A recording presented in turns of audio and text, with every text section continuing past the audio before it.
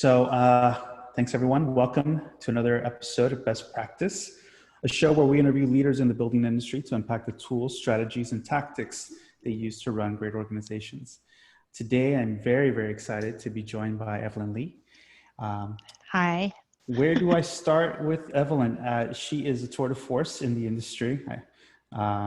For the past 15 years, she's been a vocal member of the architecture community and is currently advocating for the profession within her roles at Slack as a senior experience designer, at AIA National as part of as treasurer of AIA National up till 2021, I believe. And then also as... Yeah, it's a fun year to be treasurer, I'll tell you.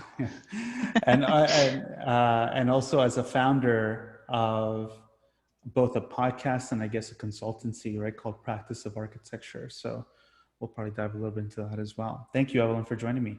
Yeah, thank you for those kind words. And it's good to see some familiar faces in the attendee list. So hi, everyone. Awesome. You have fans, devoted fans. That's great. So to start our conversation, we've kind of built this as a conversation around leadership and management.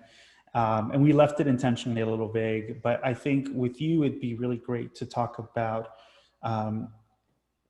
just from your lens, like what has been your experience with management, I think specifically to start, and how has that transitioned over into leadership for you? Because I think, they're both related, but not necessarily the same thing. And, starting in your career more explicitly in architecture, and now all the way to where you are now with Slack and having your own side projects and side businesses, it would be great to kind of start there, I think. Okay. I think there's a lot to unpack there, right? I'm old enough in my career to say that I've definitely had good managers and good leaders, and then I've had individuals that I've struggled with, right? I have managed up to a team of 12 at one point. And then the AIA has afforded me at various different instances to run and chair committees upwards of 20, 25 people that I think have also informed how I manage in my 9-to-5 work job, if anyone really works 9 to 5 these days, but that I take back to my management role. I think I think inherently as people progress through their career, there is a time where they ultimately become managers unless they find a career path that allows them to be an individual contributor. I think stepping into leadership is just a little bit different. I think it's management on steroids, but I think it's also, having a very different perspective or a specific perspective on where you would like an organization to go, and then figuring out the pathways to implement that rather than purely just like managing a team to an ends or a means. Is that what you were looking for?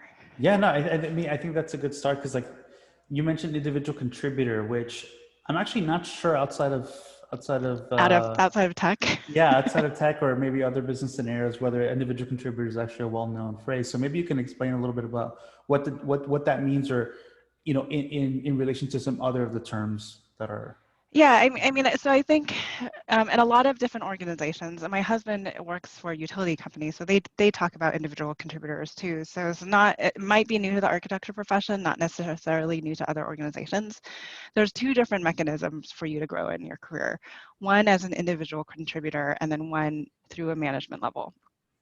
Those that tend to grow through as an IC really ultimately do so by becoming a deep expert in a subject matter, and that it then requires, so you might be the sustainability expert in the firm, right? So rather than managing one project or a handful of projects, you grow up and you contribute to the firm by spreading that expertise across all of the architecture projects, and that's usually how the individual contributor mechanism for growth and professional development works in architecture, as opposed to management, where you then manage a team, or you manage a region, and you go up to principal and partner from there.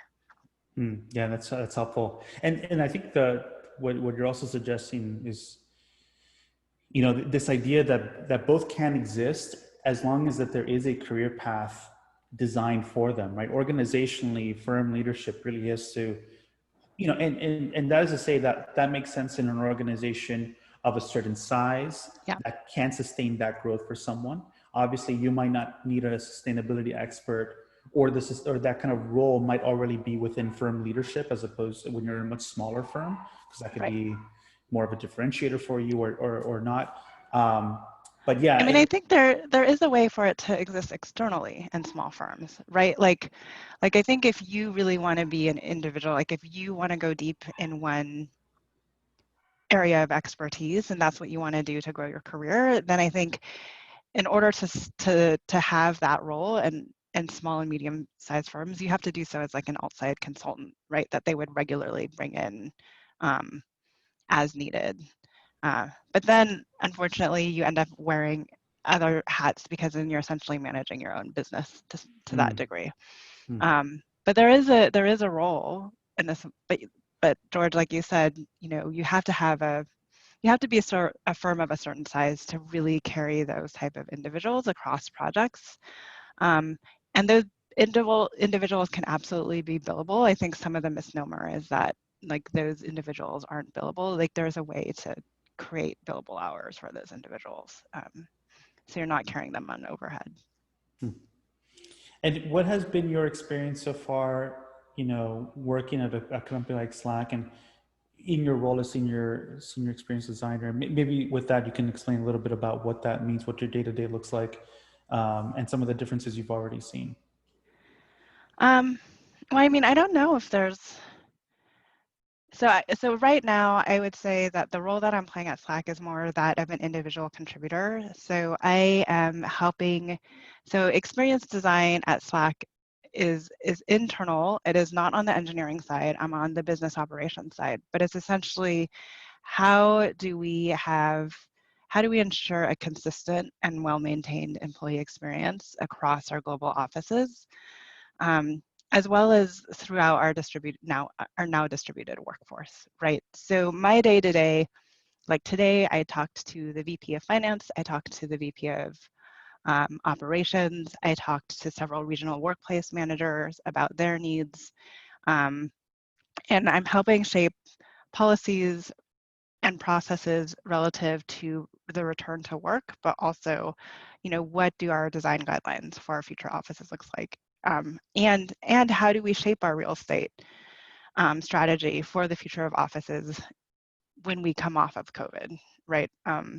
So for me, it's a really exciting place to be. I'm slowly adding to my team just because like I need a data analyst. I already have a data analyst, but so I've just recently added a data analyst because we're going to be using that a lot more to make our decisions. And it's something that I did in the past as an external workplace consultant. And I don't actually, sorry, George, I've lost track of the original question now. You're gonna have to reframe for me. No, I think it's more to do what have been the differences you've seen. I mean, I think there's actually is a difference in the sense of like what you just described with the work. It's what you're describing in a way is a role that's very initiatives based, right? There's like a scope of work of something that needs to get done, or in relation to like longer, let's say longer planning, right? There's initiatives you want to do for next year and you're sort of like planning for them. But correct me if I'm wrong, but it's likely, except for the recent with COVID now, that's basically a new project that's probably started that didn't exist before, that's just been reprioritized. Um, but essentially, there's this idea of more like projects that in a firm might be more like non-billable work, right? That there's like like things that the organization itself needs in order to be more effective or more efficient in the future. It's part of what your role entails, as opposed to like if you were still at a firm, it'd be very project oriented. And so I'm actually very interested in that difference, right? Because it Yeah, does, it's I'm. both, yeah, go ahead. I mean, yeah. So I guess there's several ways to look at it, right? So I'm at a SaaS company, so software as a service, much like Monograph is a SaaS company. So we're not necessarily tracking hours in the same way that architecture firms track hours, right? So it's not considered necessarily overhead work. The alternative, though, is that I did work at an architecture firm called MK Think, running their design strategy group, where I was essentially doing very similar type of work, but for consultants. So that didn't, or I was consulting to other organizations. So we were able to do that in a non-overhead sense, but it wasn't internally for MK Think, it was for other organizations. I do think you have to be at a certain size. I think the person that usually holds my role at a small to medium sized firm is a person that's wearing many hats, right? So they're Yeah, doing a lot of other things. it's like the principals might be the ones that are more holding, I mean, at a certain size, right? They're kind of the ones that Right. are thinking more about the initiatives that need to happen, to focus on the business itself. And off camera, we had a pretty good, interesting conversation about this in terms of, um, seeing your role as an individual contributor in what the kind of things you work on in Slack, but also the potential of individual contributors within a firm to also work on the business side, right, of a firm as well. So as to say, like, you know, there, one could look at an architecture firm could look at their business as to say, like, we hire very talented people, and we can empower those people to work not just on projects, and obviously time constraints on projects is definitely super important, but also like being able to understand, like, well, what kind of passions can we pull out from team members such that they can work on things that are actually for the progress of the business. And sometimes you hire somebody that, like, is also interested in marketing, or they might be interested in actually learning about the financial aspects of running the business.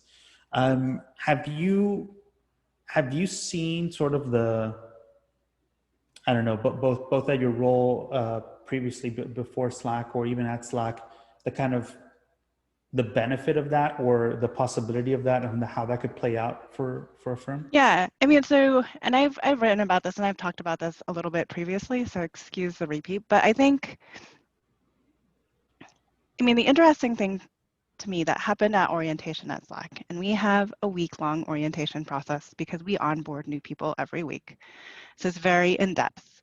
But one of the things that resonated with me that I was never told at any architecture or design firm that I work for is that you have the ability to contribute and make this business better from day one, right? Even in the daily work you do. So even in the operations and processes, like there's an ability for you to tell us how to do things quicker, better, faster. Make sure you have that voice and make sure you tell us. So I think our conversation went around, I mean, there's the old notion that, you know, you're an intern, you're a first year at a firm, you're going to be stuck with the bathroom details, right? And like, I don't know how many, like, if I look back, I'm like, I don't know how many hours my principal set aside for me to work on that specific bathroom detail. So if I went over those hours for any reason and I am putting the project in jeopardy, I just had no line of insight to that. So I think there is, so we're talking about project management and the ability for people, for everyone in your firm to contribute to the bottom line.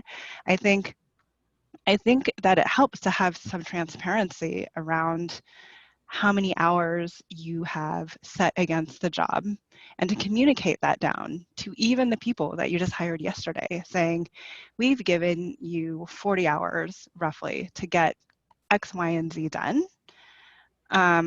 If you go over those 40 hours, then the profit margin on our product, like our product's going to suffer, and you know that's going to cut into bonuses, that cuts in to anything else that we can give you as an employee, because now we've overestimated, or we've wrongfully estimated, or you've taken more time than we anticipated that you will, because we are so time driven in architecture. So how do you, in addition to telling them you have 40 hours to deliver on this task, give them the freedom to say, if you know a way to do this, get to the same end quicker, smoother, better, write some code, do some scripts, make it a repeatable process, whatever, like, you know, just give them the freedom to play that out and to change the way the firm does things, and to do it within those constraints. You still have to do it within the 40 hours, but if you can show me a way to do it quicker, faster, better, that means that we get more profit on the back end. And I don't feel like we communicate that out enough, especially to the younger people in the firm. And if we do communicate it out, we don't give them the freedom to try a different way to do it. And that freedom is actually, it's interesting how just giving someone permission to fail is like, you can get so much more out of them. Like not even just talking about productivity, just like they show up more in a different way. Like I remember early on when I was interning at Arquitectonica, I was fortunate that I was able to work in the landscape team, which is we could have a whole different conversation about like the cultural aspects of landscape firms versus architecture ones. But the interesting thing is, I got near the orientation. You were basically not told, not with the same, bluntness as saying like, hey, you're free to fail here, but essentially like we were told in a very similar way, like you are free to experiment and to like actually try new things and you have that kind of support with it. And that was kind of a weight lifted off my shoulders at the time. And I think that's something that like, if there's, hopefully part of this discussion for those that are joining us, if there's like things that you could probably take away from this conversation and apply to your own, how you're thinking about your own firm or whatnot. I think being able to, if you try giving your employees the sense of freedom of being able to go and fail, and by that, it just means like make attempts, like try something. Don't wait for, an answer necessarily. Go find it and like try it out and come back. Like, I think that ends up creating an impact, a substantial impact to the day-to-day operations of the business. Have you seen, Evelyn, like this topic of transparency, because we're talking a little bit about it from the architect side, how does that manifest at a company like Slack or in your own team? I mean, well, we could go back to the product, right? So we have so many and I don't want to necessarily make this about Slack either, but I mean, the interesting thing about especially in a remote work situation where conversations are happening in emails or even in direct messages like text over phone, is that you're missing out on any conversation that you are not arbitrarily either left off from or just not included for whatever reason. I think the product itself, so we have one internal channel that includes all of our stakeholders, and that could include anyone who, from a summer intern to like a VP of finance, like the VP of finance. I mean, the thing is, everyone always sees what's going on a project all the time. So that allows them to even say like, yeah, have you guys even thought about doing it differently this way, right? And then they can also learn from the process. So I think like that's the biggest change for me. And I'm just lucky enough to be at a company that is truly empathetic to the needs of all their employees, right? We've had conversations about how COVID has provided a more informal, professional conversation that you tend to have because you're not dressing the same, at home as you would at work. But like all of I've seen a lot of our C-suite like Stuart showed up and on all hands and talked about his dog, with his dog in his lap. Like I've seen all the VPs talk about like their children have shown up on the calls. They're all very empathetic to everything that other individuals are going to, and then they're also this notion of like, we have an AMA channel, right? So an Ask Me Anything channel. And the promise is that you will get a response from an executive team member or a group of people that have executive capabilities to make change within 24 hours of posting a question to the AMA channel. So like if there is a Z generation in there who's just like, yeah, I understand that you're doing a lot to support parents and caregivers right now because a lot of our leadership team is at that point in their life, but don't forget about us who like are living alone in isolation during COVID and can't even open our windows because we have wildfires, you know, so don't forget about our health and mental wellness too. And then they're very responsive to kind of any mentions that come in that channel as well. So I think just the ability to have open communication freely, both at the business level as well as the project level, really helps enable everyone to contribute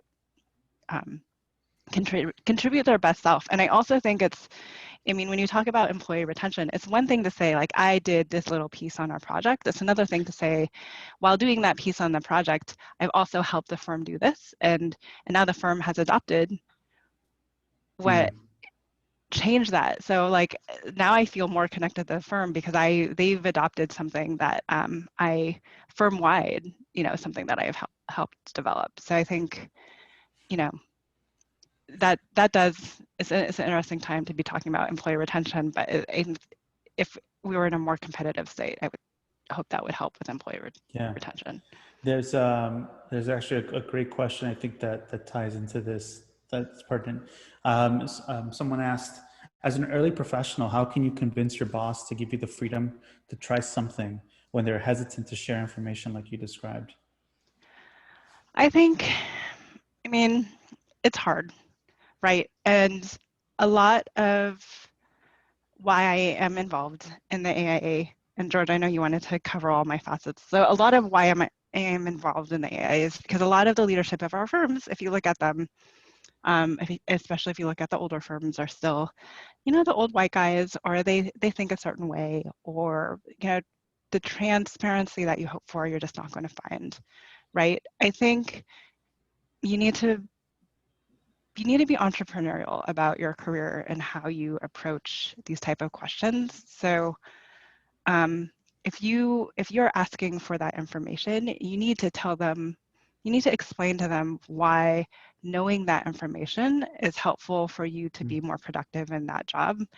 And by you being more productive, then you are essentially giving more money back to the firm.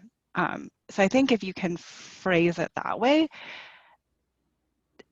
you might be able to open up the conversation. There are definitely firms out there that, I'm not going to name any firms, that's just like the leadership is inherent, and that's, you know, you're going to have to go to a different type of firm to get that type of transparency. But I think, George, what you and I are here to do, though, is also convince the leaders of firms that like this is a good thing for them, in addition to talking to young architects and to emerging professionals about like how to grow in their firm.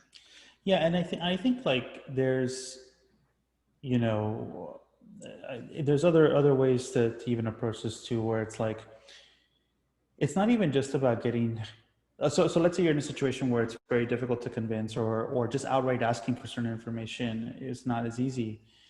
I think making the case, a logical case for what is it that you're trying to do. So in the context of this question, where it's like a freedom to try something, right? I've seen very good examples of people that I've talked to or advise, where it's like, if you take the problem that you're trying to address and you break it down and you say, here's the business case. And I know that even thinking about business case can be somewhat foreign in architecture, but it actually is very helpful to structure your argument in a way that says, you know, if we're able to, here's the current state, here's where we're at today, so that everyone has that kind of baseline agreement. Like if no one can agree on the current state, we can't really do anything, right? So if we agree on the current state and we agree that these are the challenges that we're facing, in slide 2 of your presentation, you would say like, here is the potential solution that we can do. And then you would say like this potential solution would lead to X, would lead to Y, or whatever. Here are the benefits of implementing this. Then slide 3 would say, here's the plan of action to do this. So what you're essentially doing is removing the kind of burden of thinking about the problem away from the person that you're presenting it to. It's not like because a lot of times people are going to tell you no because they don't know. They don't know what the outcome will be. And so unless you take the time to really walk them through that, it ends up being, it's just too scary, too unknown, to whatever. So by doing that in a kind of 4 or 5 slide presentation that just clearly states what the problem is, what the opportunity is, and how you can go address that opportunity by doing a series of concrete things on a certain timeline with whatever hours you have to be able to invest in that, then I think it's much easier for the person on the other side to receive that, take it away, dive a little bit deeper, ask you questions back to like understand it, and then you get them closer to saying yes. If it's just kind of like, hey, I want to try something out, and you're in a culture where just by doing that's not enough, I think this is one of the ways that I've seen actually play out very well. Yeah, I mean, I think you can also just be proactive, right? Like if there's an opportunity to say like, I did this, and if you're really passionate about like there is absolutely a better way to do this, then do it the other way, and then just do it after hours if you're willing to do that. Yeah. And then just hold up the two and say and show them, Yes. This is how we usually do it. And I just wrote this script. Sorry, I've not touched AutoCAD or Revit since 2005. So, Yeah. but like I just wrote the script and I was able, and we can now run this on all of our projects, and with a push of a button, you can do the exact same thing and just go ahead and build it out. And then I think that I don't know a principal that doesn't like initiative, right? Taking self-initiative. And then 2, like you are showing them, like they cannot refute something that you haven't tried yet because you did it. That's very true. Yeah, I would say the other version, yeah, it's like the self-initiative one is great, but definitely in the context of some organizations where maybe the resource investment's way higher than just like going and doing a script, you want to like get a little more concrete. But yeah, I would defer to what you're suggesting like 100% almost every time if the stakes aren't high, right? If it's not like, doesn't take too much resources to do. And sometimes you just need to build it up too, like, right? Like every time you Mm-hmm. show them that you can deliver on something new, then they're going to be willing to risk more on you. Yes. So. Yeah. And so, but then the other question is always just like, well, how can, that's talking to the individual, right? But then the flip side is like, how can an organization enable that kind of, or make it very clear that like, hey, we're looking for people that take initiative, or we hired you to take initiative, or, and if there's something broke, fix it, don't just let it stay there. If you had, I think that's very, very productive. And I guess it'd be great to talk a little bit about your new kind of initiative, your new project, which is the kind of, or I don't know how new it is. It seems like it's been ramping up more recently with the practice of architecture. Can you talk a little bit about that and what that's about? Yeah. So the practice of architecture, it's been an evolution of sorts, but I've been known to say the architecture profession is X number of recessions away from being extinct. I've been in AIA leadership long enough, and I've been through enough mini recessions, big recessions, to say, to believe that we need to do something differently in architecture. The construction, the construction industry is very cyclical. It's one of the most cyclical economic cycles in history. So there will always be times when people are building. There will always be times when we aren't building. Historically, architects have always suffered when our clients aren't building. So how do we provide additional services? How do we design our practices in a way where we are valuable to our clients when they aren't building? So a part of this, and we've talked a little bit, is about the work that I did even at MK Think as a design strategist, which was it was building related, but it was unrelated to actually having a capital project, shovels in the ground. But what are additional services that architecture firms can provide to their clients that retain their relevance and go beyond the building? And the great thing, you know, a lot of people, there are some people in the industry, even though I'm a licensed architect, that will say that I don't do architecture. Fine, if that's what they want to believe, that's fine. But my argument is by adding these additional services to your firm structure, to your business practices, how you do that, you'll ultimately end up having a gateway into doing more buildings with those clients in the long run. And you'll be making more money off of a single client if you're able to offer them many services. So the practice of architecture is really about how do we evolve our practices to remain relevant, you know, and then really just how do we give architects education? I mean, George, you're doing this through like by providing angel investing, but like how do the big goal would be like for practice of architecture to be an accelerator, an incubator for new ideas coming out of firms, and then helping them with go-to-market on the non-building side. It might be a product that supports the building industry, or a process or an operations, or something that helps the clients understand that. But really, that's the big goal. So to make enough money to put towards you know, new ideas or fledgling companies that are coming out of these firms, and really expand that.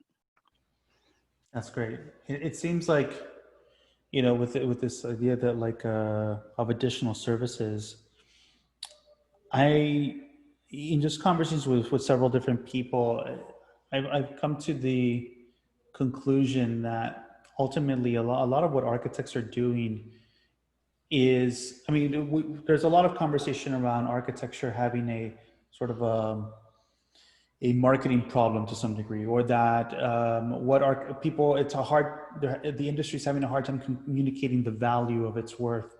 And to some degree, I do agree to that, in the sense that like what architects fundamentally are doing is managing risk. In my perspective, it's like one of the core, you know, whether you're buying a house, renovating a house, or whatever, or an office space, or whatnot, you're looking at an architect as a almost fiduciary that is responsible to help you navigate I think you just complexity. killed like all the designer dreams out there by saying that architects manage risk. I know, it's tough, but you know, it can look good too. I mean, risk can look, that's a weird thing to say, but risk can look very, very attractive and can be aesthetically pleasing. But it's just like, you know, it depends on what customer it is, right? At a certain scale, like if you're an architect that works on residential, you're actually different. You're not even, to some degree, you're probably seen more as a therapist, right? Because you're typically, a lot of what our small-time architects talk about, or small firm size architects talk about, is that when they're working with residential, it's like that. You're just kind of managing personalities, managing couples that are like arguing over what finishes to apply to their house. But even then, there's still you're still assessing them, and you're trying to help them make a good decision, because no matter at what point of what scale of project you're working on, all of them are, at the end of the day, come down to financial decisions that people are making and entrusting architects to help them navigate. And no matter what kind of budget we're talking about here, it's still, whether they care less about what's being spent or not, I still think like this is a big component to what architects are delivering as a service. So I'm wondering if it makes sense that really what architects should be doing is really understanding more so the life cycle of the projects that they want to work on, and start to find how their additional services could bleed into either areas where, as an example, a personal friend of mine started a firm and started to notice that a lot of people were coming to him after they had already picked a brand new house to move into. So he went and he got his broker's license to start to advise people right when they're at the beginning stages of trying to find a place. So he can advise them. He can say, look, what you're looking for, whether it's a commercial space or whatever, here are the constraints that you actually want to look out for what you're trying to do. And then not only is he making, a cut from the brokerage side, but then he can also advise them on like, well, I can actually go ahead and actually design and build this out for you. So it's like looking at this, like the life cycle of the steps that people take to finally come to you or after you, and figure out how you can provide value there. I think like Dave Fano in your podcast, we should say that you do have a podcast that's pretty fantastic. Dave Fano, who is the chief growth officer of WeWork and a founder of a consultancy called Case, he talks about how you can go into like he questions why architects aren't going into facilities management or like after delivery as a big area of value, because most of the costs of a project are actually in maintenance, not in the design or development of it. And architects have a special expertise that they can deliver in that area of the life cycle too. So is this essentially what you're also trying to help people kind of manage when it comes to your services?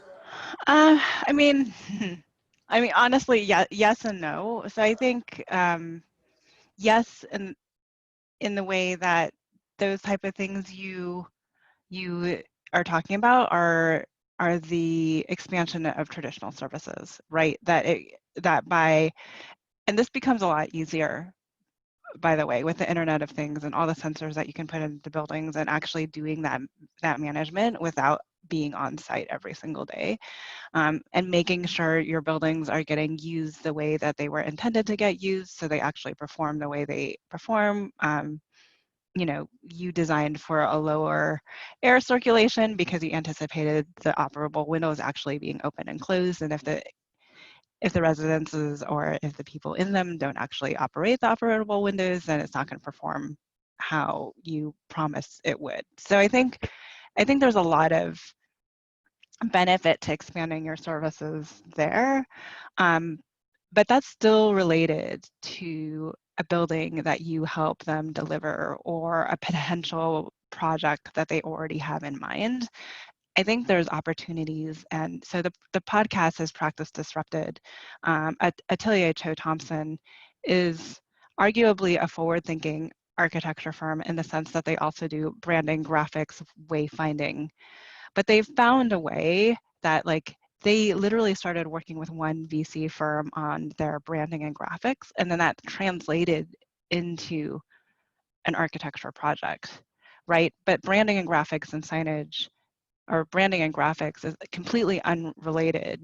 They're usually it's different, right, than anything you would do for architecture, right? It's a different expertise. There's different branding and graphic companies out there, but they decided that it was something that they're interested in doing. They had a portfolio. They came off of doing infographics for the Equity by Design, the first official survey that came out of AIA San Francisco and their EQXD. I think it's now the JEDI group. But they had that portfolio and they used that to create a new service providing just brand, and if that's all they ever do, that's still a project that they were able to provide a company that didn't necessarily needed a building, but it provided them that little bit of extra revenue to help them get by to the next project, right?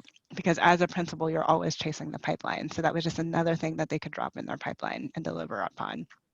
And if and when a client is ready to move to a building, then that's a new potential contact that they've established. So I think there are additional services that architects could provide completely unrelated to a building, but is within our natural skill set, that may or may not lead to a building, but definitely helps with the pipeline, definitely helps with the revenue and the profitability of the firm.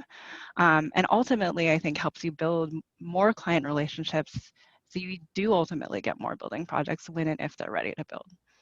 Yeah, I mean, that's a great example. It's interesting too, because actually there's a lot of firms that do branding work that are seeing their services extending into physical spaces more and more, right? Like you're likely to find more of a marketing agency doing a pop-up installation. I know, right? Versus the architects going the other way around. Yeah, yes, absolutely. Yeah.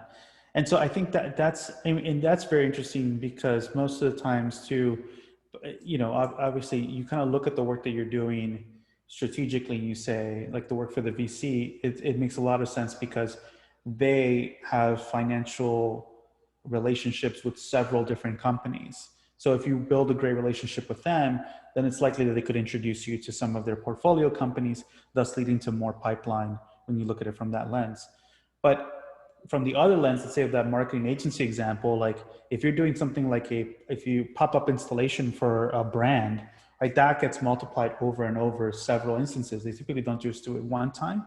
They do it Mm-hmm. across different cities or whatnot. So you look at, it's just the kind of the lens right now today strategically for most organizations is to understand that there's more players trying to encroach on architecture than there are architects trying to encroach into other domains. And I really struggle with that. And I don't know why that is and why we take this viewpoint, but that's what I really struggle with in the AIA. Like I'm tired of people saying we've given up the title, we've given up scope of work to GCs, we've given up scope of work to PMs, we've given up scope of work to CAs. And I'm like, okay, what are you going to do about it?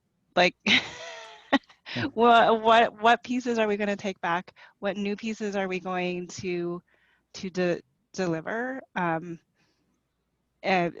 AIA is an organization, and it's just one mechanism to maybe take back those services or provide templates to help you talk to businesses about how you can provide those services better than them. But like, really, you are your best microphone. So I don't know. I think maybe we need to be teaching more people to fish, but I also think for whatever reason, architects don't tend to reclaim things or to like step in other people's, pool Yeah. or pond or whatever you want to call it, and we just kind of let people steal from us. And in order for us to remain relevant, we're going to have to start fighting back. Yeah, and I do wonder if this idea of like one of the things that underscores the current state is the environment of liability. And so a lot of firms might say, well, there's just more like exposure to liability if you do other things, or that's why a lot of specialty firms have arisen is to sort of offload of that risk to other like facade consultants or other types of consultants that can be more specialized. But even then, what's fascinating to me is that the other entrants in the space, right, they start to sort of take away and encroach on them. They don't see it as an issue. They bake it into the model, right? Like if you're doing a prefab construct, like the rise of like more prefab construction startups that has happened in the past couple of years, or more vertically integrated companies, they just bake that risk into the business plan, right? So they understand that is just a cost of doing business. Mm-hmm. But they figure out ways to manage that risk over time. Yeah. So how can a firm basically adopt a more not risk on, but just more be less concerned, right, about how Yeah, this. well, I also have to think, so obviously, I think there's this level of mentality baked into, so when you get your license, it's not about how good of a designer you are, it's about your ability to protect the health, safety, and welfare, right? I think that if you look at our buildings are like, this is typical thing, our buildings are our prototypes. They're usually all one of a kind.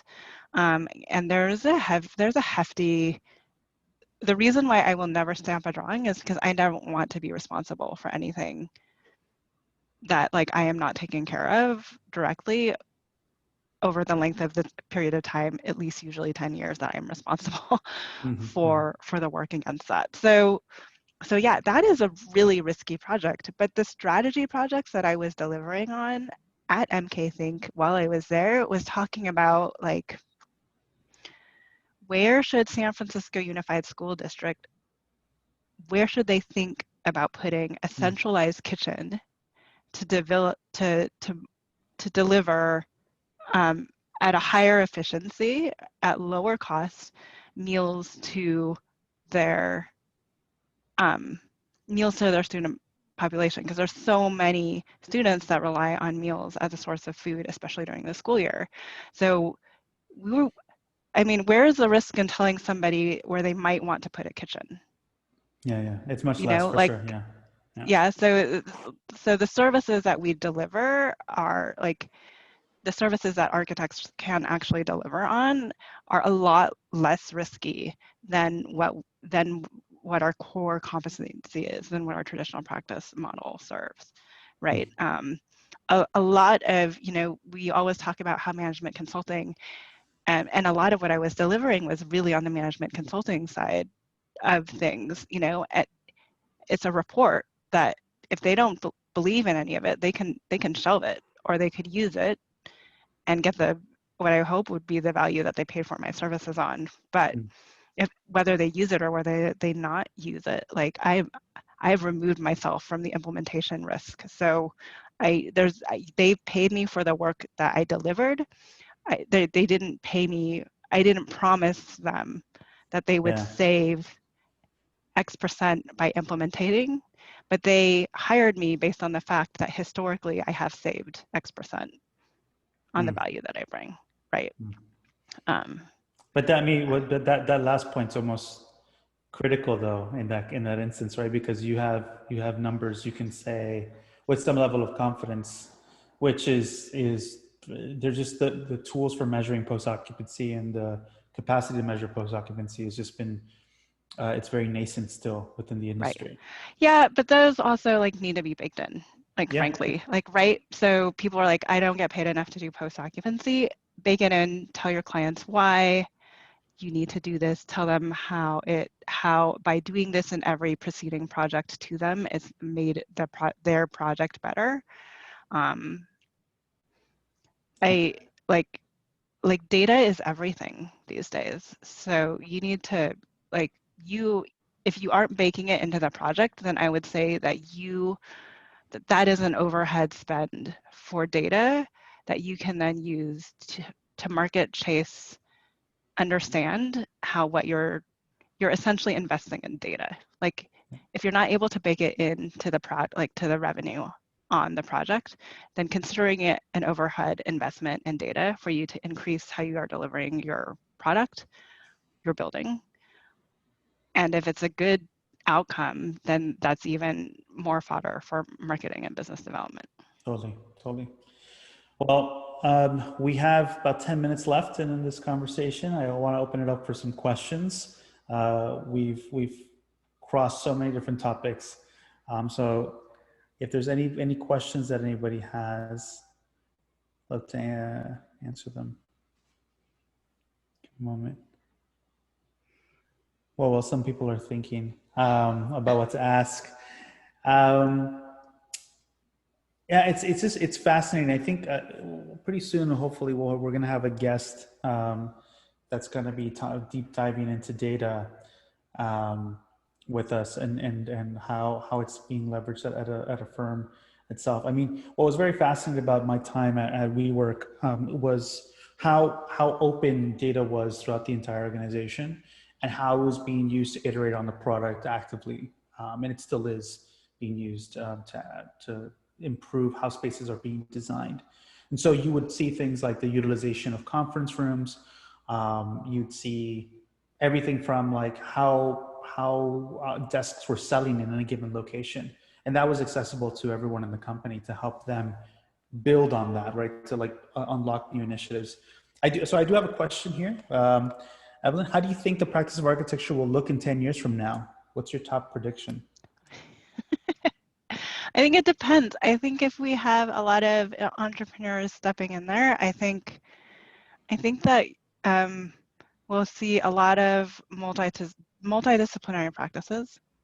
And my definition of multidisciplinary is not, as you can imagine, hospitality, education. That's the same thing, just different market sectors. So I would hope that we have a lot more multidisciplinary practices out there, that we are exploring areas where rather than marketing firms impinging on what we're doing, that architects are out there doing actually more. Another definition of experience design is like, there's those experience design firms that just do the VIP experience for Taylor Swift's concerts, right? But that is a temporarily built, delivered experience. So I would like to see to see us expanding into more areas. I would like architecture firms figuring out what are other SaaS models that they can deliver to their clients to continue a relationship after a building is built. Helping them operate and maintain buildings.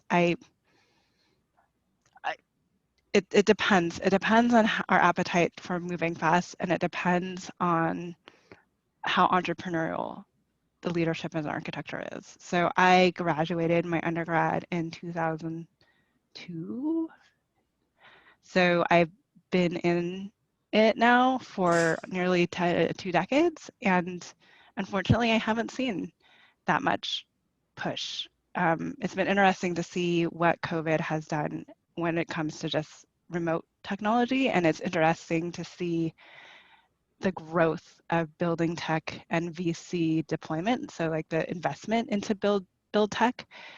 But the sad thing is that a lot of those building technology firms are not coming out of people with architectural backgrounds. It's other people with engineering backgrounds, other people who do facilities management without an architecture background, saying this is an opportunity for me to jump in and get it done. And at best case scenario, they're hiring architects. But right now, there's a lot of people stepping in our space, and we're allowing them to do that. So I would hope that we are smart enough to begin to respond and step back. Yeah. Do you foresee any external pressures that really might, whether it's like regulation or anything else like that, that could just be forcing functions for bigger change? Like, where do you think the biggest risk in the next 10 years are for the practice outside of just like these kind of players coming in? Do you think there's anything else that we should be looking at? I mean, I think we should pay more attention to how we structure where and how we structure our value and get paid upon our value, right? We are a time-based service. So, and if you think about it, the more time we spend, the more billable hours that we can put through a job, the more we get paid on a project, which is kind of bad because then you actually want to spend more billable hours, right? And the majority of those billable hours are usually in the construction documentation phase or the CA phase, but it's not where our true value is, which is actually the SD and DD phase of the project. So I think we need to be more aware of the technologies and willing to give into the technologies that allow us to embrace putting more money in the SD and DD side of things, and to let go of like the hourly rate that we get paid on the CA side, because that's going to just continue to get commoditized by other people if we don't do it internally. So unfortunately, it is another thing of other people coming in, but I just think we just have to be more adaptable and actually figure out a way to get paid on our true value rather than on the hours we spend. Yeah, and this is probably where it makes a lot of sense for firms to really look at their own talent base as a kind of hive mind to help think about these things. It is not necessarily just the leadership at the very top looking at the problem, but it's also like trying to source great ideas from everywhere within an organization. Because it could come from people with various degrees of prior experience to working at a firm, or it could come from anywhere really. Yeah, absolutely. From past experience, even the things that new graduates are learning in school right now are super impressive to me, right? But like I would hope that the firm leaders, whether you're a project manager or a firm leader, that everyone in the firm sees the value that the younger people are bringing in with the new ideas and new approaches and new technologies that they're experiencing in school that we have never had the opportunity to even play around with, right? So. Do you think there's something about just the services? Because I mean, you bring up this point too, also about like, highlighting the value that we provide, and I sometimes wonder whether, firms. I'm very curious of really great examples of firms that have amazing customer relationships and what that looks like. You know, like what, because sometimes it can be about the actual value, can be the perception of the value through like, you know, the design of the work and like the accolades that it gets post building or whatnot. But then there's also just that kind of like, how good was it to work with this firm through that process? And what, you know, what techniques and what things that a firm can do today that doesn't have to be necessarily about opening up new lines of revenue or new services, but just about improving their experience itself. Yeah, improving the client experience. Yeah. I have always recommended, it hasn't always been heeded, but even if you're a firm, this is much harder for a sole practitioner to do, maybe partner with another sole practitioner. But at the end, like as part of your project closeout process, you should get somebody in the firm unrelated to the project to interview the client and ask the client to be very open and transparent and like, you know, what was the best parts of working with, and hopefully they feel free to talk to you because they don't have a working relationship with that person, right? So what was the best things, what did we do well, what could we do better, and how do we continue to improve upon that? And then you can even, if you want, I mean, you can even, when the next promotion cycle comes up, if your firm is tailored enough to have all of these things in place, that like what they hear back from the client can be like also be a part of that cycle. But yeah, I mean, I don't think I think firms are actually decent, like they have a decent client experience. I struggle with firms that are like, we get a lot of our work, 80-90% from repeat clients, because that means they rely on those repeat clients. So there is absolutely some risk in the majority of your revenue being dependent upon repeat clients. So to some extent, I do think firms do have a great customer experience, but I don't know if they're actively trying to improve upon it, or if it's just like, and I don't want to go to like an old, you know, like a cigars on the golf course type of like thing happening. Like it's just like a boys club thing, or like I don't mean to be sexist about it, but like, you know, is it just like an old camaraderie thing that is like helping keep that relationship going? Or is it one where like they actually really see you as a strategic partner? And maybe it's both. And it doesn't have to be and or, but I think there are opportunities for us to continue to make that client relationship better. I also think that I would just be wary of the fact that if you are reliant on if you find that your portfolio is 80-90% repeat work, then what happens when you lose those clients that keep coming back? So Yeah, well, that's really good food for thought for for the practitioners in attendance today.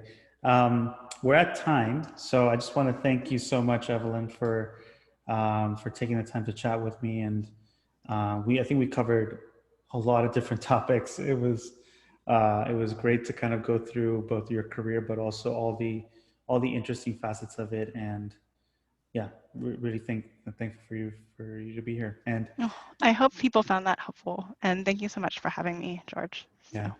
And for everyone that attended, please feel free to, if you're interested in tracking billable hours more effectively, if you haven't heard of Monograph and this is the first time you're hearing about us, feel free to sign up and try us out. We're tailor-made for architecture firms. So, all right. Thanks everyone for your time, and until next one. Thank you. Cheers. Thanks, Lee. Bye.